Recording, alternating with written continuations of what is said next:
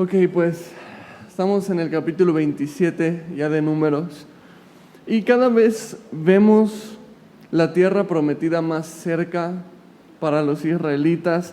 La semana pasada vimos cómo se realizó un censo precisamente para contar los guerreros que van a tomar la tierra. Y parece que las cosas ya se van poniendo en orden y cada cosa en su lugar para la tierra prometida. Sin embargo, hay varias cosas que Dios tiene que poner en su lugar antes de que ellos entren. Dos de ellas las vamos a ver hoy.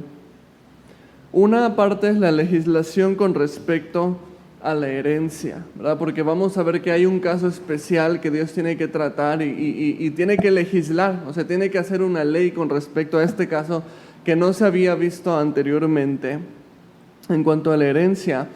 Y después el siguiente asunto que va a tratar el capítulo de hoy va a ser precisamente quién va a ser el sucesor, ¿verdad? Porque ya vimos que Dios le dijo a Moisés que él no iba a entrar en la tierra prometida porque había pues representado mal a Dios delante de los israelitas en este evento que él golpeó la roca y le habló con aspereza al pueblo cuando Dios no le había dicho eso. Y entonces, ¿quién va a ser su sucesor si él ya no va a entrar, verdad? Y eso es lo que vamos a tratar en el capítulo de hoy. Realmente no vamos a ir viendo puntos, simplemente vamos a ir versículo por versículo en el texto de hoy. Entonces, en Números 27, vamos a retomar en el versículo 1, ¿ok?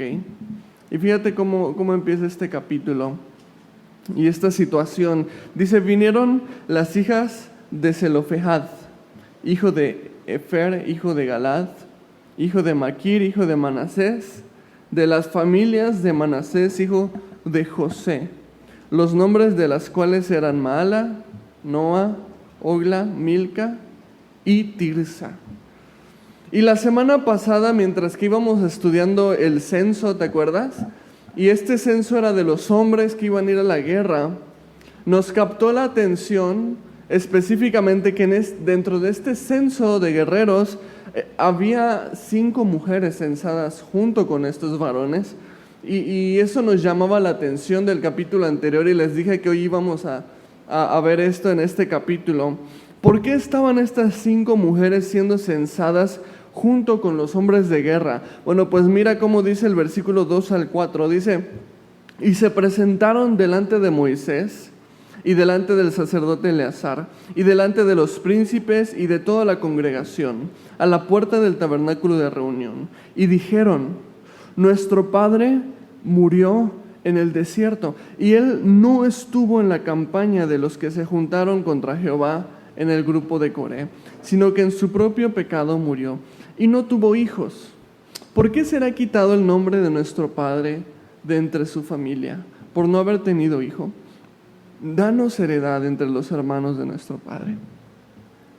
Y entonces vemos que el motivo por el cual estas mujeres estaban censadas en el capítulo anterior es porque el censo, al final de cuentas, no era nada más para contar a los guerreros, sino también para contar a los herederos. Era un censo que no solamente iba a servir para ver cuántos hombres de batalla había, sino también irse dando una idea de cómo iban a ir divididas las tierras cuando ellos tomaran la tierra prometida. Y entonces viene este caso especial en aquel que hubo un varón que se llamaba Zelofehad que no tuvo hijos varones. Y para este tiempo esto reflejaba cierta problemática, el no tener un varón, porque eso significa que no tenía herederos, no tenía un primogénito, ni tenía varón a quien heredar sus posesiones. Había tenido solamente hijas. Y entonces, ¿qué va a pasar con estas jóvenes, no?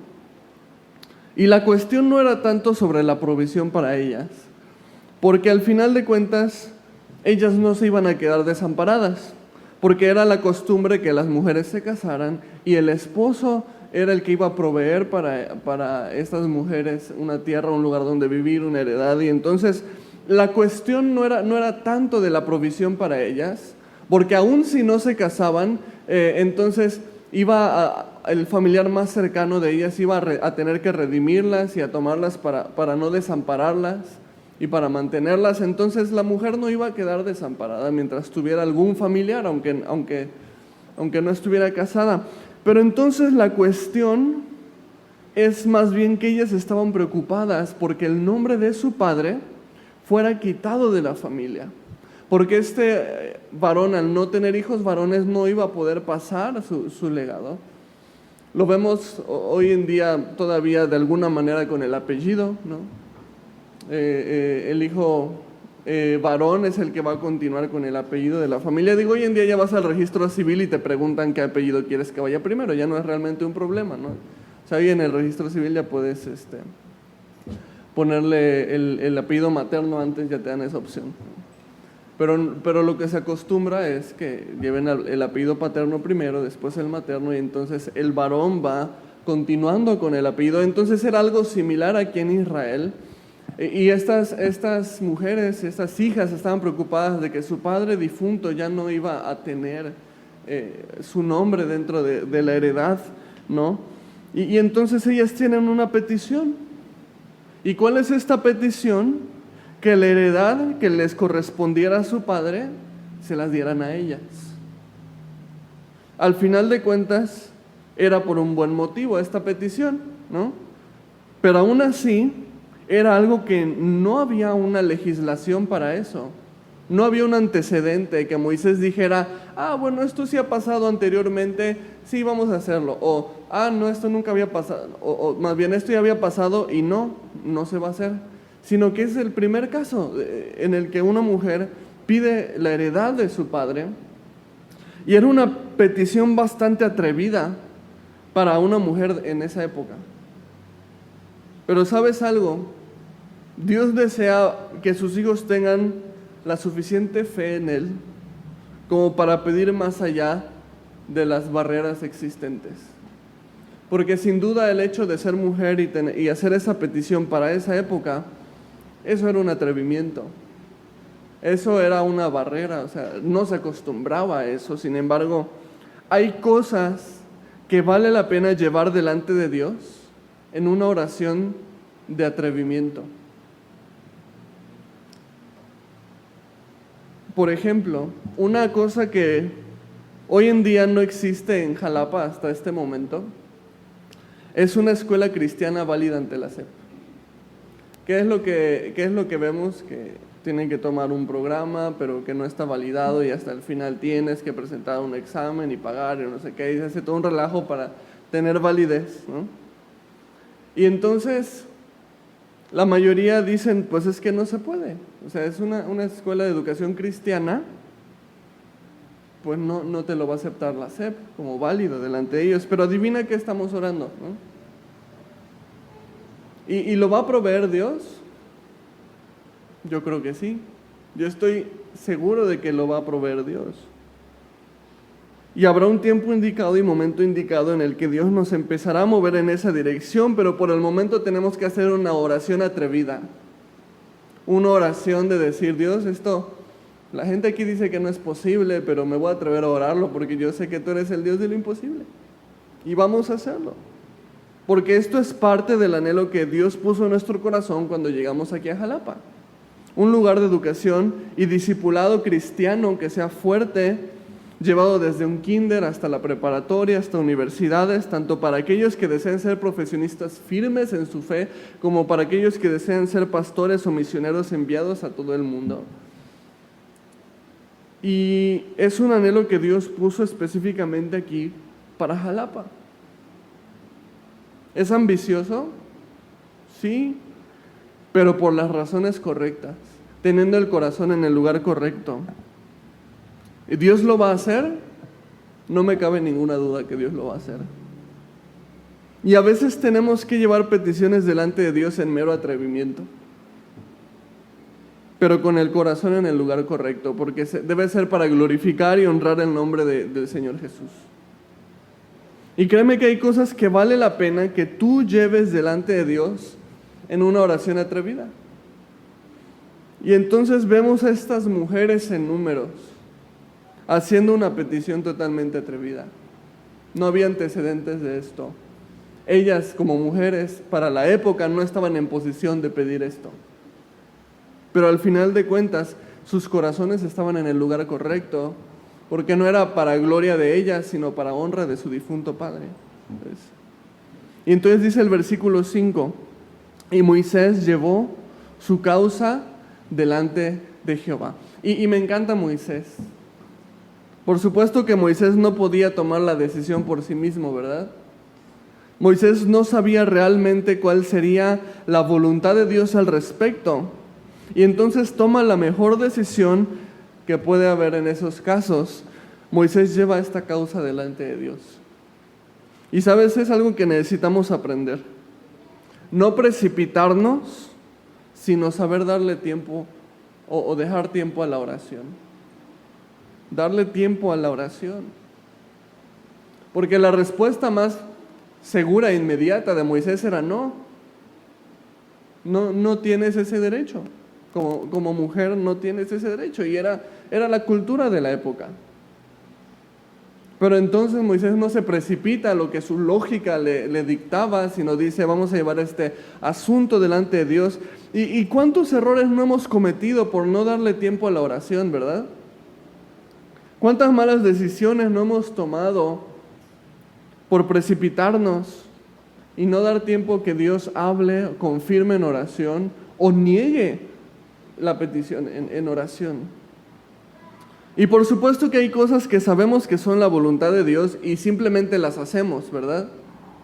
No tengo que orar para saber si es la voluntad de Dios discipularme, porque está el mandato de ir a ser discípulos, Dios desea que yo sea un discípulo. No tengo que orar para ver si es la voluntad de Dios bautizarme, porque la palabra de Dios dice, bautícese cada uno en el nombre del Señor Jesucristo para perdón de pecados. O sea, no tengo que orar para saber si tengo que rendir cuentas de mi vida espiritual o saber si tengo que compartirle el evangelio a alguien, porque eso es obvio y eso está en la palabra claro que Dios desea que lo hagamos. O sea, ¿tú crees que Dios no quiere que le compartas el evangelio a esa persona? Claro que sí, para eso te llamó. Es un hecho que la palabra nos manda a hacer ciertas cosas sin dudarlo, ¿verdad? Y ni siquiera es como para preguntar si es la voluntad de Dios, porque sabemos que lo es. Pero entonces también hay cosas, decisiones o circunstancias que no son tan ciertas, que no son tan certeras. Y entonces Filipenses capítulo 4, versículos 6 y 7 nos da este consejo. Dice primero, por nada estéis afanosos, sino sean conocidas vuestras peticiones delante de Dios, en toda oración y ruego, con acción de gracias. Y la paz de Dios, que sobrepasa todo entendimiento, guardará vuestros corazones y vuestros pensamientos en Cristo Jesús. Y al hacer esto, Dios va a afirmar nuestro corazón en su voluntad, no en la mía, no en mis ideas, no en mis proyectos, sino en su voluntad, en sus tiempos, porque a veces no es que no sea la voluntad de Dios, pero a lo mejor es que no es el tiempo de Dios. Y si te precipitas y lo adelantas, pues sale igual de mal, ¿verdad? Y también en sus propósitos. ¿Cuál es el propósito de Dios para tu vida? Y entonces esto va a evitar, como dice aquí, que las circunstancias se vuelvan afanes. Dice, por nada estéis afanosos. Darle tiempo a la oración va a evitar que estas circunstancias se conviertan en afanes y va a traer paz a nuestras vidas. Entonces, a veces esto nos va a traer una respuesta a la circunstancia que estemos pasando, ¿verdad? Y como no nos precipitamos, entonces es más seguro que tomemos una decisión acertada, buena, correcta. O a veces esto simplemente nos va a ayudar a guardar esos anhelos y peticiones en la voluntad de Dios. Decir, Dios, este es mi anhelo, pero lo voy a guardar en tu voluntad, para tu tiempo, para tu propósito, y no me voy a precipitar. Ya sea que esto te lleve a la respuesta a una decisión correcta, o esto te lleve a saber esperar y guardar esos anhelos en la voluntad de Dios, eso va a ser de gran bendición para tu vida. Va a ser de gran bendición.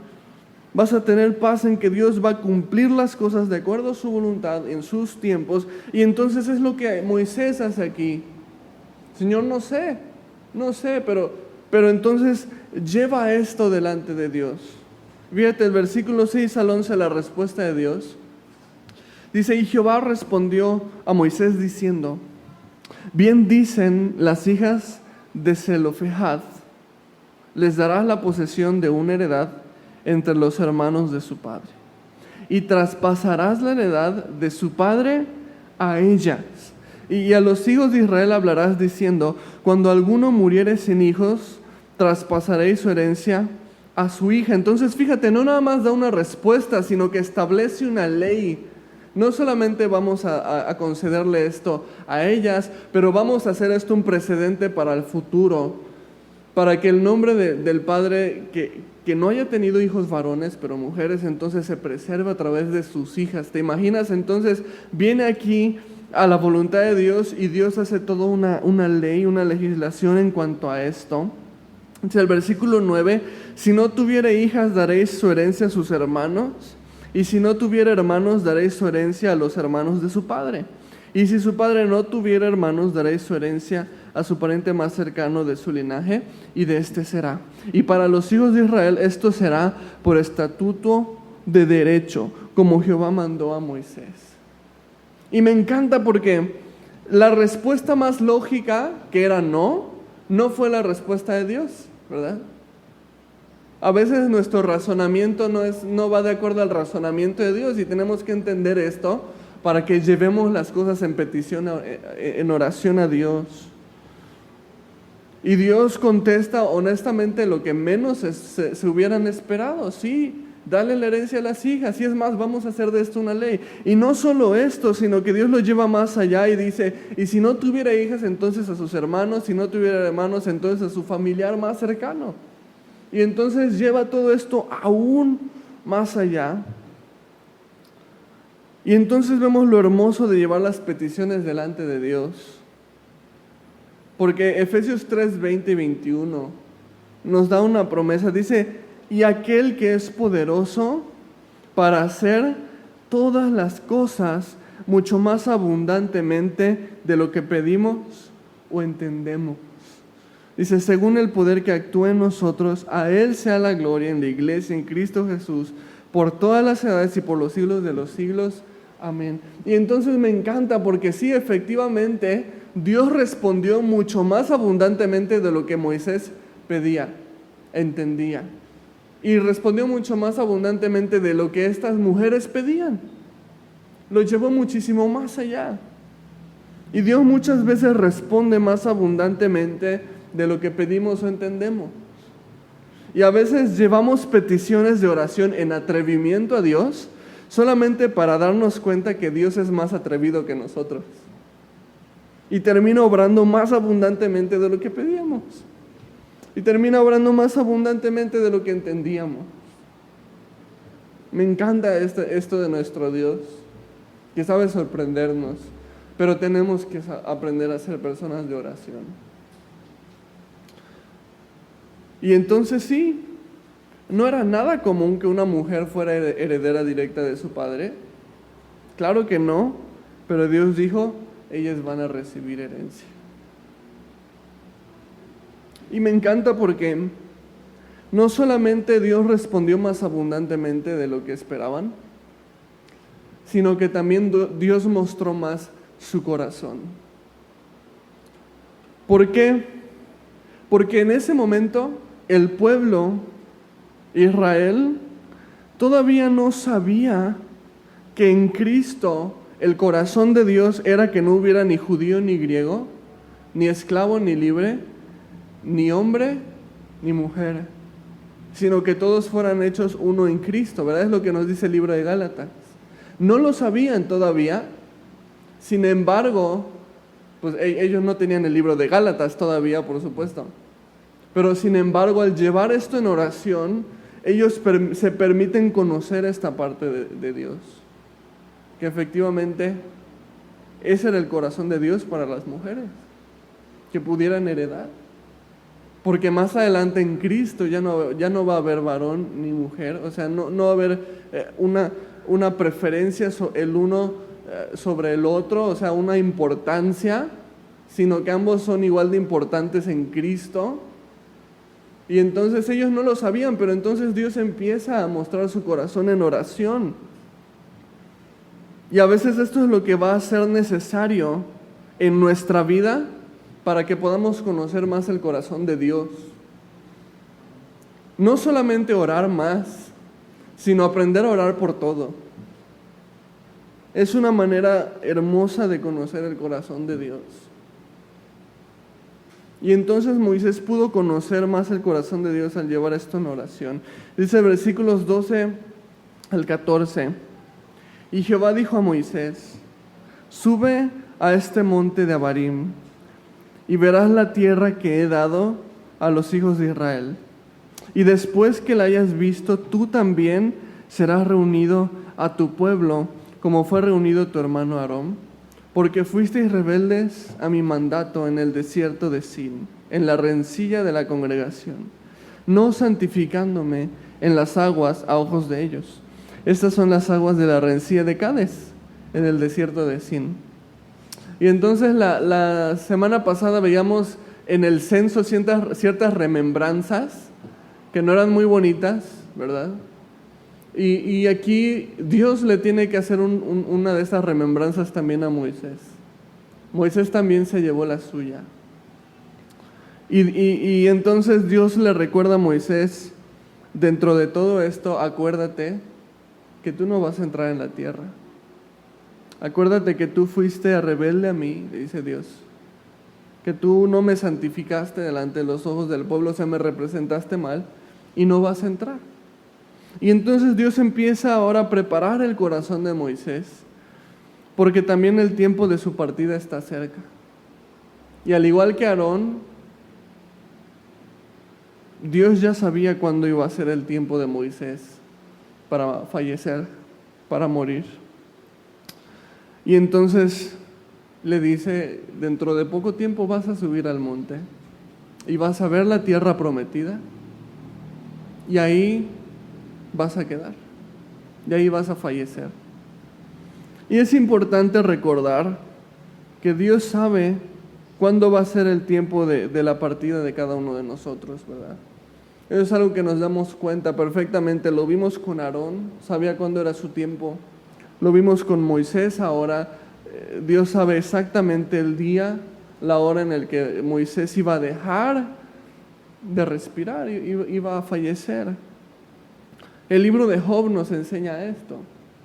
Job 14:5 dice: ciertamente sus días están determinados y el número de sus meses está cerca de ti. Tú le pusiste límites de los cuales no pasará. Y es importante que recordemos que no podemos vivir cada día dando por hecho que vamos a tener el día de mañana. Simplemente no lo podemos dar por hecho. Lo quisiéramos dar por hecho, pero simplemente no podemos. Dios desea preparar aquí el corazón de Moisés para su partida, que está cercana. Todavía no, ¿verdad? Todavía vamos a ver a Moisés un tiempo más, pero Dios empieza a prepararlo, el corazón de Moisés, y Dios desea preparar nuestro corazón también. Saber que la muerte para el cristiano es el inicio de la vida verdadera, de la vida eterna. Y debemos vivir preparados para en cualquier momento encontrarnos con nuestro Creador. Porque la realidad es que en cualquier momento, o Él nos llama, o Él viene por nosotros. En cualquier momento. Decía Pablo, por eso les digo un secreto, les decía: no todos moriremos, pero sí todos resucitaremos. O sea, ya sé que el Señor nos llama a su presencia, porque terminen nuestros días en la tierra, porque muramos. O sea, porque Él cumpla pronto su promesa de regresar por su iglesia. Tú y yo tenemos que estar listos para encontrarnos con nuestro Creador. ¿Estás listo para encontrarte con tu Creador el día de hoy? Es una pregunta que no nos hacemos siempre. Es una pregunta que realmente a lo mejor no queremos hacernos. ¿Estoy listo para encontrarme con mi Creador el día de hoy? Pero ¿cuál debe ser nuestra actitud en frente de la muerte? Porque es lo que Moisés está enfrentando aquí. Dios le está diciendo, ¿sabes qué? Ya merito. Y es importante que sepamos cuál debe ser nuestra actitud delante de la muerte. Dice Filipenses 1:23, y este es el apóstol Pablo hablando. Y dice, porque de ambas cosas estoy puesto en estrecho. Dice, teniendo deseo de partir y estar con Cristo, lo cual es muchísimo mejor. Y entonces, no debemos atemorizarnos al respecto, sino más bien debemos emocionarnos al respecto. Y eso es lo que me encanta del libro de Filipenses, también del libro de Segunda de Timoteo. Un Pablo que está listo, él está listo para el Señor. En Filipenses, porque estaba en prisión y probablemente iba a morir ahí, él no lo sabía, pero él sabía que era una posibilidad. Y en Segunda de Timoteo, porque él ya sabe que va a morir, sus días Dios ya le dijo que va a padecer y morir en Roma. Se lo reveló y lo vemos en el libro de Hechos, ¿no? Y vemos en 2 de Timoteo un Pablo diciendo, ¿sabes qué? He peleado la buena batalla. He acabado la carrera y he guardado la fe. Estoy listo para el Señor. ¿Estás listo para el Señor? Y la actitud de Pablo era, no me aguanto, ¿no? O sea, no me aguanto las ganas de ver cara a cara a aquel que ha hecho todas estas maravillas. Es como cuando Moisés le pidió al Señor, ¿te acuerdas? Lo vimos. Muéstrame tu gloria, le dijo, ¿te acuerdas? ¿Qué más puedo pedir? Comentaba un pastor al respecto y decía, ¿qué más podía pedir Moisés? ¿Ver un mar partirse a la mitad? Ya lo vio. ¿Ver pan caer del cielo? Ya lo vio. ¿Ver agua brotando milagrosamente de una piedra? Ya lo vio. Y decía este pastor, ¿qué más podía pedir Moisés?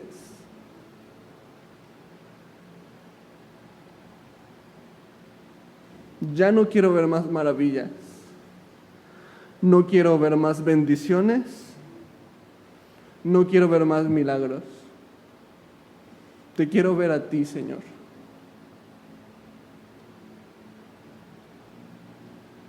¿Cuál es tu actitud ante la muerte? Esta debe ser tu actitud ante la muerte. Si ya llegó el tiempo en el que las maravillas van a parar, los milagros van a parar, para verte, estoy listo. Hay un hermoso canto que cantábamos en mi anterior iglesia, que se abre el cielo, hoy ven como lluvia. No queremos más bendiciones, te queremos a ti. Y no sé tú, pero yo ya quiero verlo cara a cara. Y a lo mejor nos sentimos mal por Moisés, porque no va a entrar en la tierra prometida, ¿verdad? Y a veces vemos esta consecuencia y dices, ¡ay, híjole! No fue muy duro Dios al dejarlo afuera, o sea, fue una que hizo, ¿no? O sea, y a veces nos sentimos mal por Moisés y nos cuestionamos si fue muy dura la decisión de Dios. Pero ¿sabes qué? ¿Qué importa? ¿Qué importa si no va a entrar en la tierra prometida, pero sí va a ver la gloria del Señor? Porque esa era su petición. Señor, muéstrame tu gloria. Ese era su anhelo. Y entonces, si no va a entrar a la tierra prometida, pero va a ir a la presencia de Dios, no me siento mal por Moisés, no siento lástima por él. ¿Te acuerdas cuando Jesús llama a Pedro, Juan y Jacobo a un monte y se transfigura delante de ellos y les muestra su gloria? Y entonces ya no se querían ir, ¿verdad? Vamos a prepararnos una ramada, le decían sus discípulos, porque es bien bueno estar aquí. Dios les mostró su apariencia glorificado. ¿Y te acuerdas quién estaba junto a Jesús? Moisés y Elías.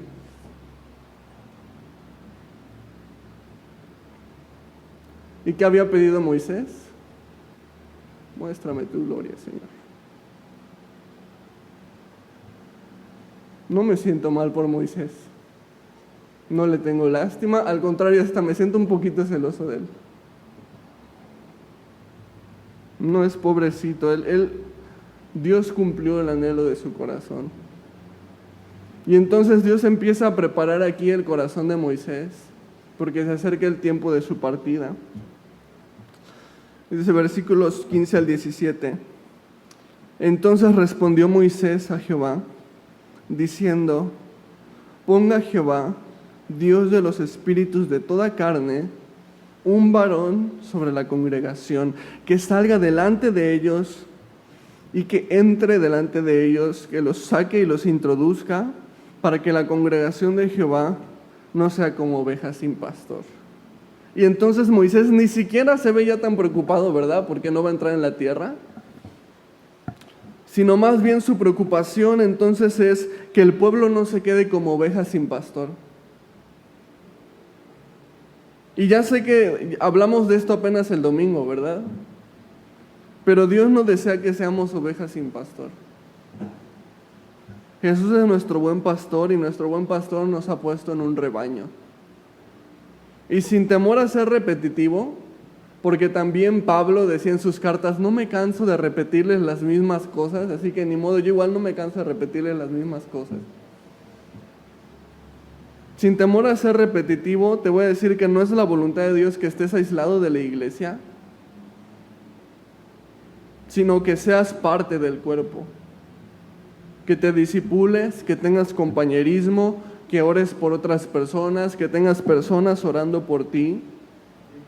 Esta preocupación que venía de Moisés, de no dejar al pueblo como ovejas sin pastor, ¿sabes de dónde viene?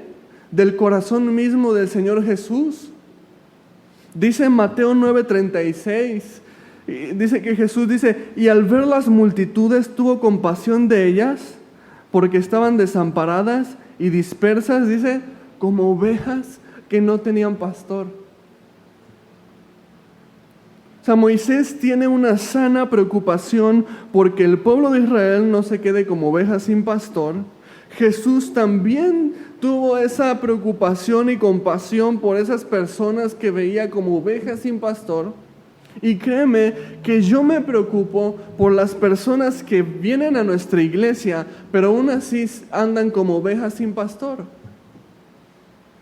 Que vienen solamente un domingo a calentar banca, pero no tienen compañerismo, no se meten en ningún discipulado, no se involucran con sus hermanos, no se involucran en la iglesia. Y entonces necesito exhortarte a que dejes de ser oveja sin pastor, si este fuera tu caso, y te empieces a involucrar y empieces a formar parte del rebaño y no te aísles, que pongas de tu parte para hacer amistades en la iglesia, porque somos ovejas de un rebaño en el que Dios nos ha puesto. Y entonces la petición de Moisés para Dios ya no era, ay, ándale, no seas malo, sí déjame entrar en la tierra prometida, sino más bien, pero Señor, ¿qué va a pasar con el pueblo? ¿Quién los va a dirigir? ¿Quién los va a llevar? Dales a alguien que los introduzca.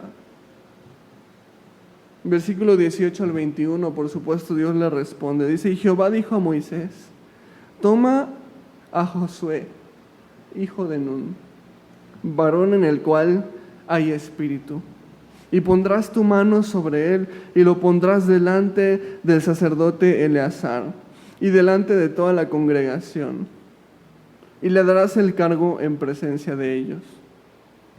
Y pondrás de tu dignidad sobre él para que toda la congregación de los hijos de Israel le obedezca.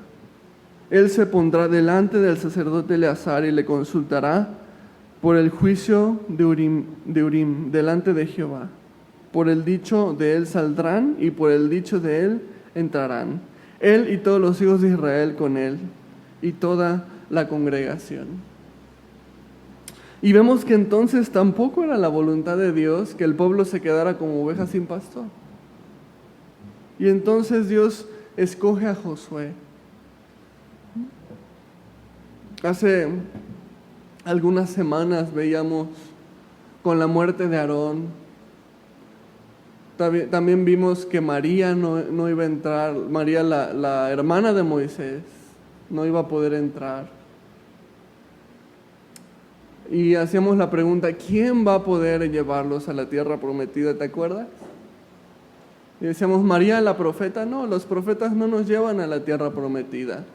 ¿Será Aarón el sacerdote? No, un sacerdote no puede llevarte a la tierra prometida. ¿Será Moisés el líder? No, un líder no puede llevarte a la tierra prometida. Y veíamos, tenía que ser Josué, porque Josué es el nombre hebreo para Jesús. Solamente Jesús puede llevarnos. Ninguna religión, ningún rito, ningún sacerdocio más que el sacerdocio eterno de nuestro Señor Jesucristo puede llevarnos delante del Padre. Por supuesto tenía que ser Josué, que se convierte más adelante en un hermoso tipo de nuestro Señor Jesús, el único que puede llevarnos delante del Padre. Y entonces, ¿quién era Josué? El siervo de Moisés. ¿Qué? ¿Dios va a usar un esclavo para ser el líder de una nación? Por supuesto que sí. Dios usará a todo aquel que tenga disposición y humildad de ser usado por Él. Dios puede usarte a ti para su gloria y quiere usarte a ti. A veces nos ponemos barreras, ¿verdad? No, es que yo no sé mucho de la palabra. No, es que yo no tengo mucha elocuencia para hablar. No, es que yo siento que no tengo muchos talentos. Espérate, Dios escogió un esclavo para ser el nuevo líder. Dios no se limita por nuestras deficiencias. Dios no se limita por nuestras debilidades. No tenemos la capacidad de echarle a perder los planes a Dios. No somos tan importantes como para echarle a perder los planes a Dios. Y si tú crees que tus deficiencias van a impedir que Dios te use, déjame decirte que no depende de ti. Depende de qué tan grande es nuestro Dios. Y al contrario, Dios usa nuestras deficiencias y debilidades para glorificar su nombre en medio de nosotros. Es lo que decía Pablo. Más bien me gloriaría en, ¿qué decía Pablo? En mis debilidades, decía, para que repose sobre mí el poder de Cristo. Y entonces Dios escoge a este esclavo Josué como sucesor de Moisés. Me encanta. Y a pesar de que aún faltaba algo de tiempo todavía para que Moisés muriera, todavía no era el momento, pero Dios ya da a conocer que Josué va a ser el siguiente líder de la congregación. Este joven esclavo. Dice versículo 22 y 23, y Moisés hizo como Jehová le había mandado, pues tomó a Josué y lo puso delante del sacerdote Eleazar y de toda la congregación, y puso sobre él sus manos y le dio el cargo, como Jehová había mandado por mano de Moisés. Y entonces esto era importante porque ahora se presenta a Josué delante de la congregación. ¿Te imaginas? El esclavo delante de la congregación. Miren, 1,5 millones, 2 millones de personas. Este va a ser su nuevo líder. Hay un salmo que me encanta, no apunté la cita, pero dice, él saca al pobre del muladar y lo hace sentarse con los príncipes de su pueblo. Ahí te dejo de tarea que veas qué salmo era, no me acuerdo. Dios desea usarte. Dios puede usarte. Tus deficiencias no son las deficiencias de Dios. Tus debilidades no son debilidades para Dios. Servir a Dios no depende de nosotros. Si nosotros fuéramos infieles, Él permanece fiel. Él no puede negarse a sí mismo. La capacidad que tenemos de ser usados por Dios no depende de hecho de nuestra capacidad, depende de su poderío, de su voluntad y de su soberanía. Y Él puede usarte, y lo vemos aquí. Entonces la tierra prometida cada vez se les ve más cerca a los israelitas. Las cosas se están acomodando para recibir la promesa, ¿verdad? Pero aún hay cosas que Dios necesita hablar a su pueblo antes de que ellos entren. Y los vamos a seguir viendo también en los siguientes capítulos.